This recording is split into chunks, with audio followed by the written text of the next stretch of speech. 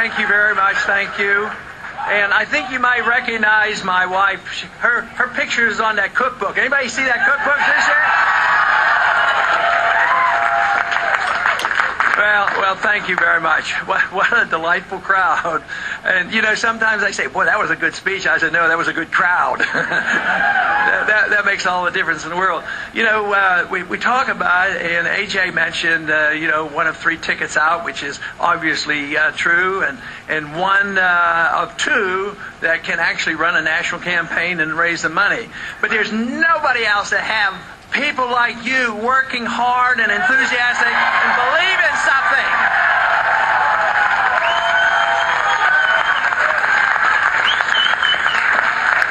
That is all the difference in the world. But before I continue with any more comments, I do want to bring at least step forward three of our chairmen. You met already, A.J. Stryker and David Fisher would step forward, as well as Drew Ivers, who's been the chairman, and they are on the Central Committee, and they have led the charge all throughout Iowa.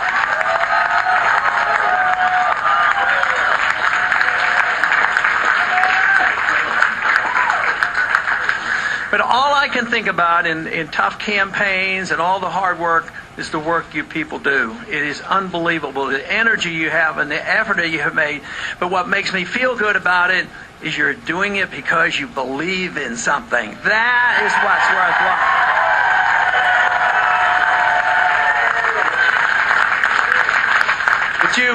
But you also know that there's 2 good things. Some people say, well, you guys just do that because you believe in something or promote a cause. Certainly, but how's the best way to promote a cause? That is, win elections. That's the way you promote it. Now, the enthusiasm has been unbelievable. It's fantastic. It's national. Thousands of people now have been involved, not only in Iowa, but around the country, and they're ready and raring to go. But we have to look at the wonderful changes that have occurred in our country in a positive way. The country has suffered a lot in a negative way. The economy's in trouble. Our civil liberties are being trashed. Our foreign policy has been a mess and drains us both economically and our military forces. But at the same time, people are coming together, and we had the task, where we are very successful, is reintroducing some ideas the Republicans needed for a long time, and that is the conviction that freedom is popular.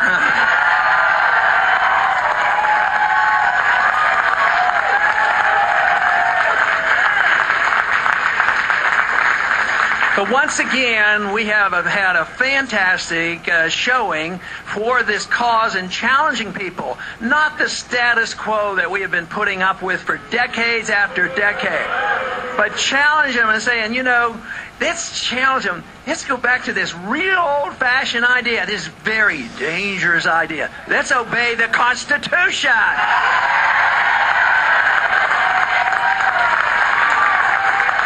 And too often, those who preach limited government and small government, they forget that invasion of your privacy is big government, and we have to emphasize protecting your personal rights and your economic rights are what the government's supposed to do. They're not supposed to run our lives or spend our money.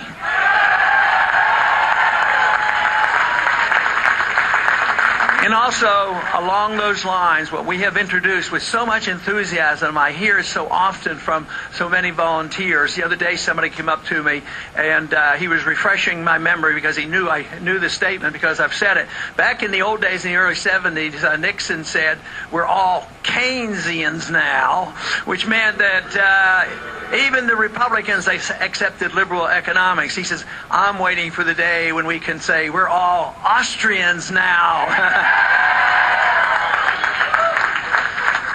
But the biggest change, I think, in intellectual and political changes that we have brought about is the emphasis on a very important matter, making sure we get to the bottom of the ultimate bailouters, and that is our Federal Reserve System. We need reforms there, and we need a new monetary system, and obey the Constitution. This is something that we've made great progress. So the first and initial important step that we've worked so hard, and it's on the table, to today there was a national poll came out, and they were talking about how many people supported the gold standard. How long has it been since they've taken a national poll on the gold standard? And guess what? The majority of the American people believe we should have a gold standard, not a paper standard.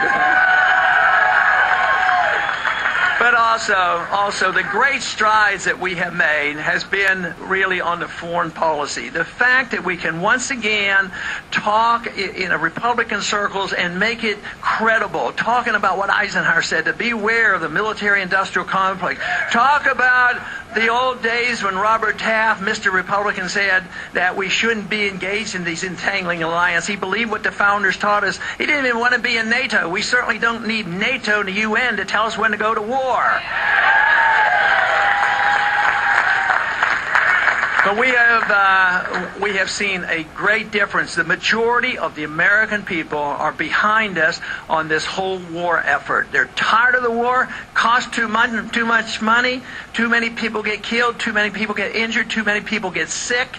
And the majority, maybe 70 or 80% of the American people now are saying it's time to get out of Afghanistan.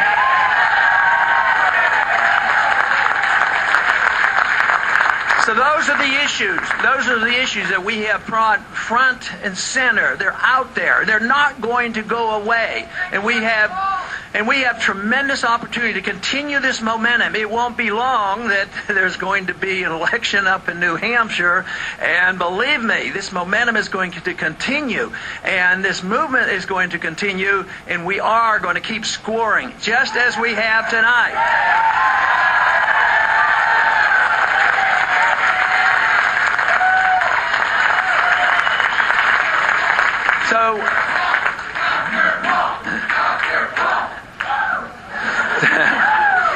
So tonight we have come out of an election, and we're essentially three winners, three top vote getters, and we will go on. We will raise the money. I have no doubt about the volunteers. They're going to be there. A lot of you have said, and you thank me and you compliment me and thank me for helping you along. But let me tell you, you helped me along. You helped my family along. All our work, our supporters, because without your enthusiasm, we can't do it. And this is where I feel most obligated. You know, we want to do the job, present the case, and if anything isn't perfect, I worry not about myself. I worry about you and making sure that you're satisfied. I think there's nothing to be ashamed of, everything to be satisfied, and be ready and raring to move on to the next stop, which is New Hampshire.